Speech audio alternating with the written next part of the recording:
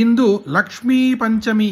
ಈ ಮಹಾಲಕ್ಷ್ಮಿ ಮಂತ್ರ ಕೇಳಿದರೆ ಅಚಾನಕ ಕುಬೇರ ಯೋಗ ಆರಂಭ ಆಗುತ್ತದೆ.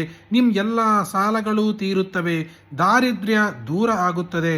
ಓಂ ಆದಿಲಕ್ಷ್ಮೀ ಸುಮನಸ ವಂದಿತ ಸುಂದರಿ ಮಾಧವಿ ಚಂದ್ರ ಸಹೋದರಿ ಹೇಮಮಯೇ ಮುನಿಗಣ ವಂದಿತ ಮೋಕ್ಷ ಪ್ರದಾಯಿನಿ ಮಂಜುಳ ಭಾಷಿನಿ ವೇದನುತೆ ಪಂಕಜವಾಸಿನಿ ದೇವಸುಪೂಜಿತ ಸದ್ಗುಣವರ್ಷಿಣಿ ಶಾಂತಯುತೆ ಜಯ ಜಯ ಹೇ ಮಧುಸೂದನ ಕಾಮಿನಿ ಆದಿಲಕ್ಷ್ಮಿ ಸದಾ ಪಾಲಯ ಮಾಂ. ಧಾನ್ಯಲಕ್ಷ್ಮೀ ಐಕಲಿಕಲ್ಮಷನಾಶಿನಿ ಕಾಮಿನಿ ವೈದಿಕ ರೂಪಿಣಿ ವೇದಮಯೇ ಕ್ಷೀರಸಮುದ್ಭವ ಮಂಗಳರೂಪಿಣಿ ಮಂತ್ರ ನಿವಾಸಿನಿ ಮಂತ್ರನುತೆ ಮಂಗಳದಾಯಿನಿ ಅಂಬುಜವಾಸಿನಿ ದೇವಗಣಾಶ್ರಿತ ಪಾದಯುತೆ ಜಯ ಜಯ ಹೇ ಮಧುಸೂದನ ಕಾಮಿನಿ ಧಾನ್ಯಲಕ್ಷ್ಮೀ ಸದಾ ಪಾಲಯ ಮಾಂ. ಧೈರ್ಯಲಕ್ಷ್ಮೀ ಜಯವರವರ್ಣಿನಿ ವೈಷ್ಣವಿ ಭಾರ್ಗವಿ ಮಂತ್ರಸ್ವರೂಪಿಣಿ ಮಂತ್ರಮಯೇ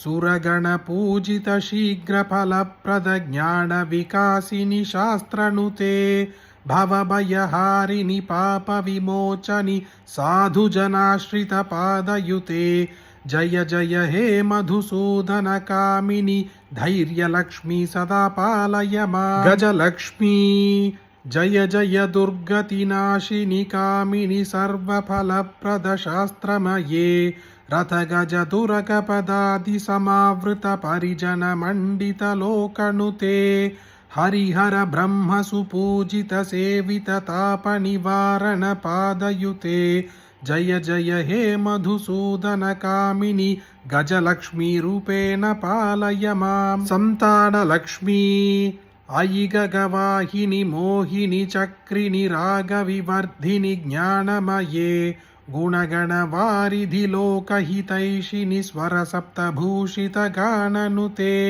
ಸಕಲ ಸುರಾಸುರ ದೇವ ಮುನೀಶ್ವರ ಮಾನವ ವಂದಿತ ಪಾದಯುತೆ ಜಯ ಜಯ ಹೇ ಮಧುಸೂದನ ಕಾಮಿನಿ ಸಂತಾನಲಕ್ಷ್ಮೀ ಸದಾ ಪಾಲಯ ಮಾಂ. ವಿಜಯಲಕ್ಷ್ಮೀ ಜಯ ಕಮಲಾಸನಿ ಸದ್ಗತಿದಾಯಿನಿ ಜ್ಞಾನ ವಿಕಾಸಿನಿ ಗಾನಮಯೇ ಅನುದಿನಮರ್ಚಿತ ಕುಂಕುಮಧೂಸರ ಭೂಷಿತ ವಾಸಿತ ವಾದ್ಯನುತೆ ಕನಕಧರಾಸ್ತುತಿ ವೈಭವ ವಂದಿತ ಶಂಕರ ದೇಶಿಕ ಮಾನ್ಯಪದೇ ಜಯ ಜಯ ಹೇ ಮಧುಸೂದನ ಕಾಮಿನಿ ವಿಜಯಲಕ್ಷ್ಮೀ ಸದಾ ಪಾಲಯ ಮಾಂ. ವಿದ್ಯಾಲಕ್ಷ್ಮೀ ಪ್ರಣತ ಸುರೇಶ್ವರಿ ಭಾರದಿ ಭಾರ್ಗವಿ ಶೋಕ ವಿನಾಶಿನಿ ರತ್ನಮಯೇ ಮಣಿಮಯ ಭೂಷಿತ ಕರ್ಣ ವಿಭೂಷಣ ಶಾಂತಿ ಸಮಾವೃತ ಹಾಸ್ಯ ಮುಖೇ ನವನಿಧಿದಾಯಿನಿ ಕಲಿಮಲಹಾರಿಣಿ ಕಾಮಿದ ಫಲಪ್ರದ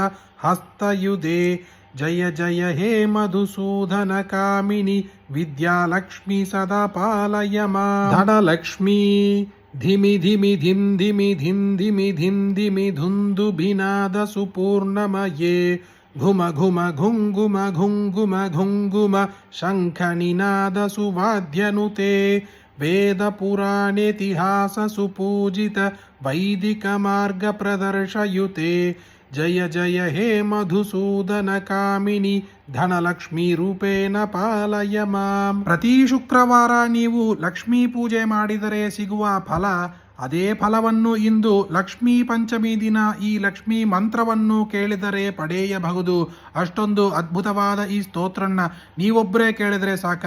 ನಿಮಗೆ ಗೊತ್ತಿರುವ ಎಲ್ಲರಿಗೂ ಶೇರ್ ಮಾಡಿ, ಈ ವಿಡಿಯೋಗೆ ಲೈಕ್ ಮಾಡಿ. ಮತ್ತೊಂದು ವಿಡಿಯೋದಲ್ಲಿ ಸಿಗೋಣ. ಜಯ ಜಯ ಶಂಕರ, ಹರ ಹರ ಶಂಕರ.